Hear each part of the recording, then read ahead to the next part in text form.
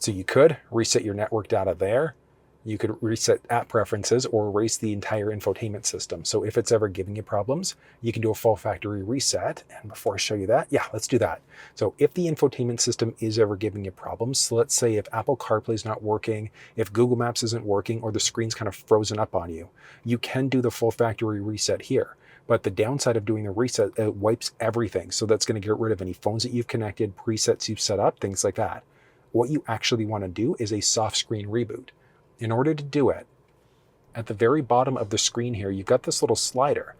It's essentially going to be your home button. So if you just do a light tap, that's going to be the one that either shows or hides kind of like this fuller screen. If you just do a push for a few seconds, that's going to put you into screen cleaning mode. But just keep on pushing and holding. After about 15, 20 seconds or so, what we're doing is entering a soft screen reboot. So it's the exact same thing as if you were to do a reset on your phone.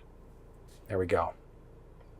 So we've entered that soft reboot cycle right now. So it shut everything down. It's going to reboot. There you go. You can see there the Volvo logo's popped up. And what we're doing is entering that reboot cycle. So that should solve the majority of issues that you're facing. So like I said, if your phone's not connecting properly, you're running into any sort of issues, try that soft screen reboot first. If that doesn't work, you want to try the hard screen reboot. If that doesn't work, then you want to take it into your Volvo dealership.